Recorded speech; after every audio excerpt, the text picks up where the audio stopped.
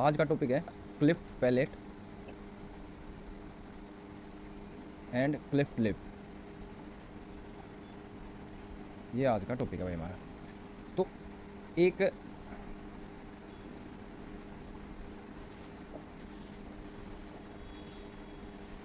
क्या होता है, देखो जैसे ना ये अपना नॉर्मल पैलेट का डेवलपमेंट है, नॉर्मल पैलेट का डेवलपमेंट है। अपना पैलेट कैसे डेवलप होता है, तो जैसे फेशियल डेवलपमेंट होता है उसमें भाई फ्रंटल, प्रोमिनेंस, नेजल, ऐसे मतलब 5 पार्ट होते हैं। तो उन्हें छोड़ते हैं अभी। तो हम पहले नॉर्मल पैलेट का डेवलपमेंट देखते हैं। तो नॉर्मल पैलेट का डेवलपमेंट कैसे होता है, तो सबसे पहले ये 5th वीक पर, 7th वीक पर, 8 से लेकर 10th वीक पर हम ये चीज़ देखें।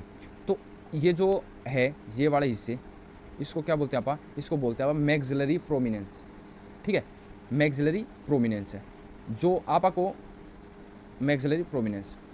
दूसरे मिडल नेजल प्रोमिनेंस, जो ये बीच में है, ये उभरा पार्ट बीच में नेजल के बीच में, ये बोलेंगे मिडल नेजल प्रोमिनेंस। ये होगा middle nasal prominence. Nasal septum जो ये है, ये वाला हिस्सा अपना ये होगा नेजल सेप्टम, बीच वाला। अब आ गया हमारा प्राइमरी पैलेट। जब ये नीचे जो किसके मिडल नेजल प्रोमिनेंस के जो नीचे पार्ट है, ये थोड़ा नीचे एक्सटेंड कर जाएगा, इसको आप क्या बोलते हैं, प्राइमरी पैलेट। ठीक है, और जब ये फिर क्या अपने मैक्सिलरी प्रोमिनेंस जो अंदर की तरफ बढ़ेंगे, तो इनको ये रेड कलर से ये क्या है, सेकेंडरी पैलेट। तो बाद में ये फ्यूज़ हो गए आपस में, और ये एक पूरा का पूरा क्या बना दिए, पैलेटाइन बना दिए, यहाँ पर पैलेट बना दी। तो ऐसे नॉर्मल डेवलपमेंट ऐसे होता है। अब क्लिफ्ट लिप और क्लिफ्ट पैलेट कब कब होता है, तो सबसे पहले क्लिफ्ट लिप देखते हैं आप। तो क्लिफ्ट लिप क्या है भाई, क्लिफ्ट लिप में अपने क्या क्लिफ्ट लिप होगा तो उसमें क्या नहीं हो पाते, maxillary and middle nasal prominence. जो अपना जैसे ये मैक्सिलरी है ना, ये मैक्सिलरी प्रोमिनेंस, जैसे हम यहाँ से देख लेते हैं, जैसे एक सेकेंड, तो ये हमारा नेजल प्रोमिनेंस है, सॉरी मिडल नेजल, हाँ मिडल नेजल प्रोमिनेंस है, और ये हमारे एक्सिलरी प्रोमिनेंस है।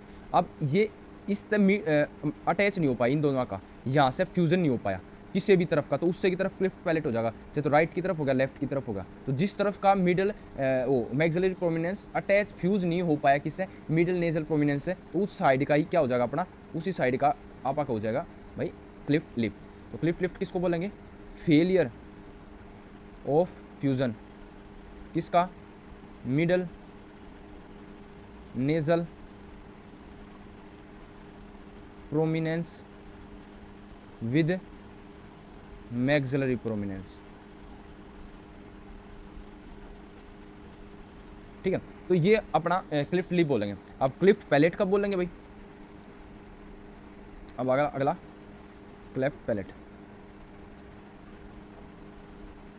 तो क्लिफ्ट पैलेट कब बोलेंगे आप, कि जब हमारा फ्यूजन नहीं हो पाएगा दो लेटरल, जो ये पैलेटाइन स्लीव जो आपने पढ़ी थी, ये जो यहाँ से नीचे से इसके मैक्सिलरी प्रोमिनेंस के नीचे से जो आई थी रेड कलर की, इनका फ्यूजन नहीं हो पाएगा। किससे फ्यूजन नहीं हो पाएगा, दोनों उसका स्लीव का फ्यूजन नहीं हो पाएगा। किससे, ये आपकी बीच वाली बीच में, मतलब ये दोनों का बीच में फ्यूजन नहीं हो पाएगा। दोनों तरफ से ये कट तैयार रखी है और फ्यूजन नहीं हो पाया दोनों का, किसके साथ, अपने मिडल नेजल सेप्टम के साथ। दोनों तरफ से आई और फ्यूज हुई है मिडल नेजल सेप्टम पे। तो इसको क्या बोलेंगे आप, यहाँ से इसको बोलेंगे अपने पैलेट क्लिफ्ट, कि यहाँ पर फ्यूजन नहीं हो पाया किससे, बीच वाले नेजल सेप्टम से।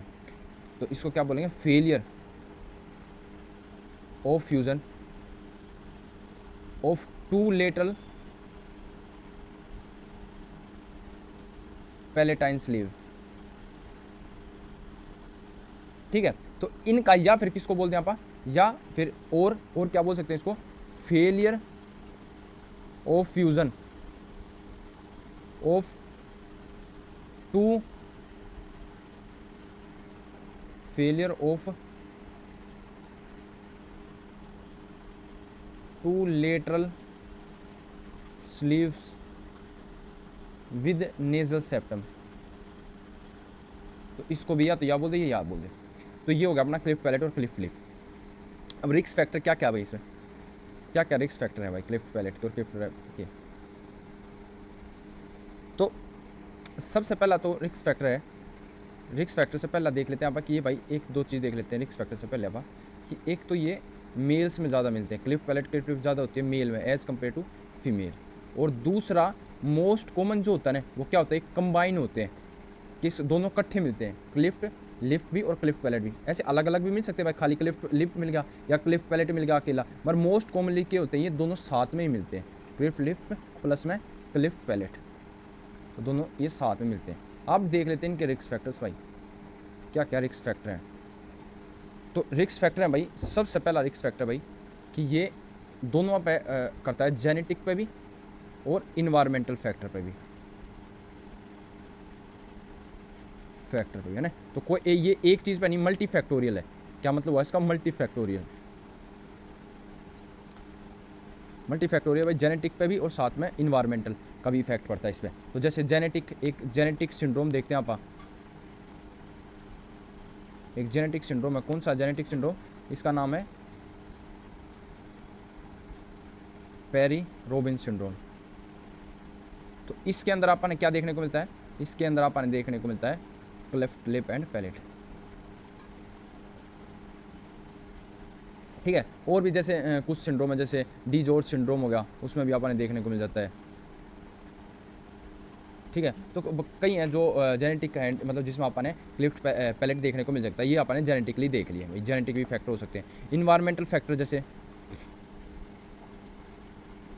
कि इन्वायरमेंटल फैक्टर कैसे, कौन कौन से हो गए, जैसे मान ले जो प्रेगनेंसी के दौरान क्या लेती हैं, जैसे फिनोटोइन, मतलब एंटी एपिलेप्टिक ड्रग्स वगैरह में देखने को मिलता है। जैसे फिनोटोइन को क्या, या anti epileptic, anti scissor drug है, एंटी एपिलेप्टिक ड्रग, तो उनमें देखने को आपने ज़्यादा मिलता है, ठीक है। तो एनवायरमेंटल ये हो गया। तो रिस्क फैक्टर दोनों आके मल्टी फैक्टोरियल पे, जेनेटिक पे भी डिपेंड कराए और उस पर अपने उसको भी कराएं। तो अब इसको आप क्लिनिकल प्रेजेंटेशन देख लेते हैं भाई, बच्चे की क्या क्लिनिकल प्रेजेंटेशन है। तो सबसे पहला तो क्या है कि स्पीच में एबनॉर्मलिटी होगी बच्चे की, ढंग से बोला नहीं जा पाओगा, ठीक है। और क्या बच्चे में देख रहे हैं, डिफ़िकल्टी इन फीडिंग, खाना खाने में दिक्कत हो सकती है भाई नाक में चला गया भाई ऊपर से, क्योंकि पैलेट तो है नहीं, नाक में रिगरगिटेट कर गया, नाक से बाहर आ गया, तो फीडिंग में डिफ़िकल्टी हो सकती है। और जैसे किसमें increase incidence of middle ear, क्योंकि टिम्पैनिक उससे ट्यूब से जाता हुआ मिडल ईयर में कनेक्ट होगा अपना, तो वहाँ के इन्फेक्शन के भी चांस बढ़ जाते हैं। कहाँ पे, मिडल ईयर के, increase incidence of middle ear के इंसिडेंस देखने को मिलेंगे अपने ईयर इन्फेक्शन की, ठीक है। तो ये हो गया भाई क्लिनिकल प्रेजेंटेशन, भाई ऐसे ऐसे प्रेजेंट कर सकता है। अब मैनेजमेंट क्या करेंगे इसका, तो मैनेजमेंट तो सर्जरी ही है। तो अब सर्जरी है जगह कैसे, अगर खाली क्लेफ्ट पैलेट है, पहले क्लेफ्ट लिप है सॉरी, फिर दूसरा क्लेफ्ट पैलेट है अगर खाली,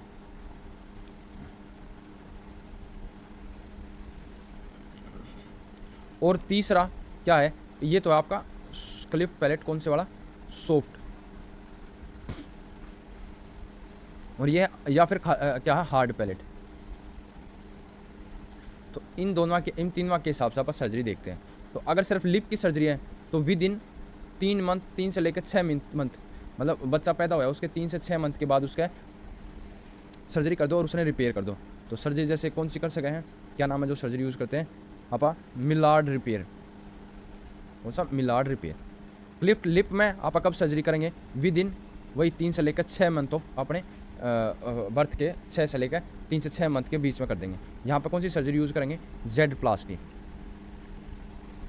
ठीक है। हार्ड पैलेट में आप कब यूज़ करते हैं, हार्ड पैलेट की सर्जरी कब करते हैं, हमने वेट करना पड़ेगा कितने के, कम से कम 9 से लेकर 12 मंथ, उसके बाद आप किसकी, हार्ड पैलेट की सर्जरी करेंगे, ठीक है। तो इसमें कौन सी सर्जरी यूज़ करते हैं आप, वार्डिल, इसको वी और वाई प्लास्टी बोल देते हैं ना, वार्डिल कर सकते हैं, वोन लैंग बैक कर सकें, वोन लैंगन बैक सर्जरी। तो ये आप सर्जरी इसमें यूज़ कर सकते हैं हार्ड पैलेट में।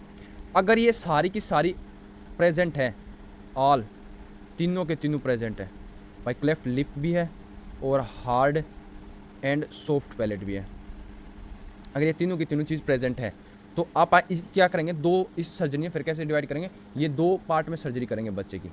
तो पहले 3 से लेकर 9 मंथ पे आप कौन सी सर्जरी कर देंगे, लिप की और सॉफ्ट पैलेट की, ठीक है वही। और हार्ड पैलेट के लिए आपने वेट करना पड़ेगा 9 से लेकर 12 मंथ के बाद आप क्या करेंगे, हार्ड पैलेट की सर्जरी करेंगे, किसके लिए, हार्ड पैलेट की, ठीक है। ये आपकी होगी सर्जरी। अब कॉम्प्लिकेशंस क्या क्या है उसके, सर्जरी की कॉम्प्लिकेशन,